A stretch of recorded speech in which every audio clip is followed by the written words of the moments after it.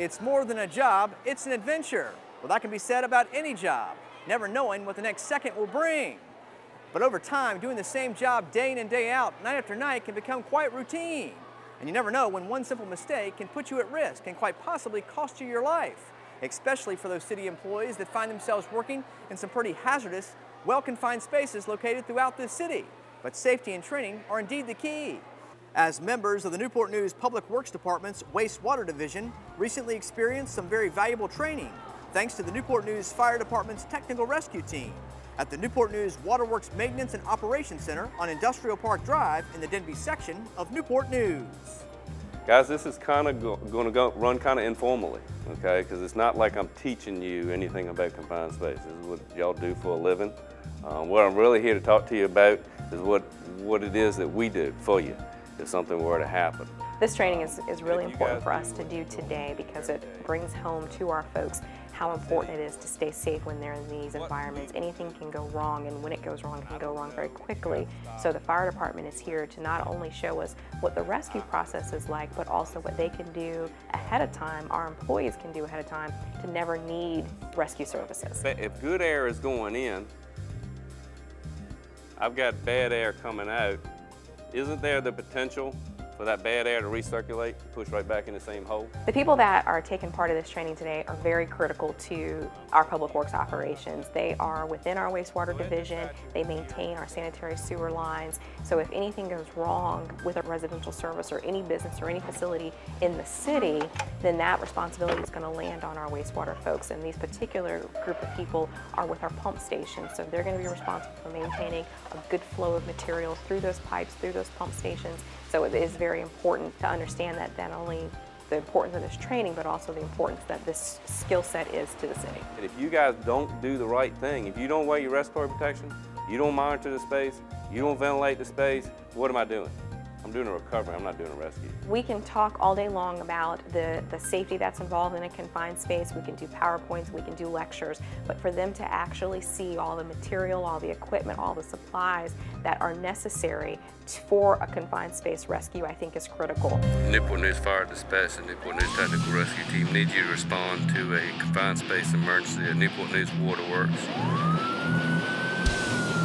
A lot of times we don't get together until an event happens, and then it's too late to talk about here's what we could have done differently. To get the groups together to see, okay, here's what you do, here's what I do, knowing that, how can we change our work processes so that when something does happen, if it does happen, that we can work together better.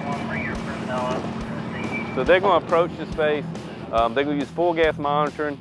They should approach from upwind in case it's a toxic or in case it's a flammable, so they won't end up in the plume. Approach the space, monitor around the space, and tell us if there's good air around the space. If there's good air around the space, then the other guys can come up close to the space and start working that space with their setup and all that kind of stuff. Okay, the area that we're operating in today is the old decommissioned Waterworks plant, and it's no longer functional for the city's purposes. Annually, I have to recertify my personnel in confined space entry and rescue.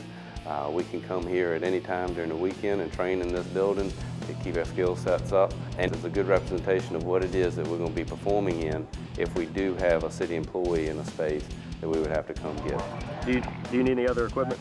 Yeah, it took me for a win because there's a lot of process that they have to go through just to get to us.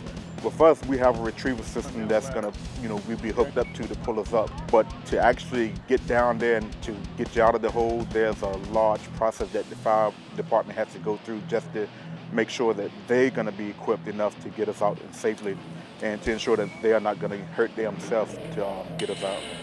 It can be pretty, I don't want to say scary, but it can be eye-opening. I mean, you're going down, you got to keep your eyes open. If you have a patient there, you got to keep your eyes open around you. But going into unknown scenarios, kind of what, firefighters, what we do. Oftentimes we pull up and we're dealing with, critical decisions. We've got to make decisions now with very little information. Going into something like that, you just focus on what you got to do. Know your teammates have your back and keep yourself safe. It's a different job every day. Sometimes you never think twice about it, but now seeing the training that we're seeing today, you're definitely going to think twice and try some different ideas out here. I think it's awesome that we can partner with other departments and use the resources that each of us have. And I'm extremely proud that we were able to have this training for no cost. You know, that limited resources, we're able to use our own internal resources to deliver exceptional training. No other department, no other entity or contractor could bring this kind of training to our own employees, to the citizens. So the citizens should feel very proud as well that not only are we using our resources, but we're using our resources in such a way that's really providing very high quality training for our employees, which will in turn result in them working safer in the environments and the communities that our citizens are in every day.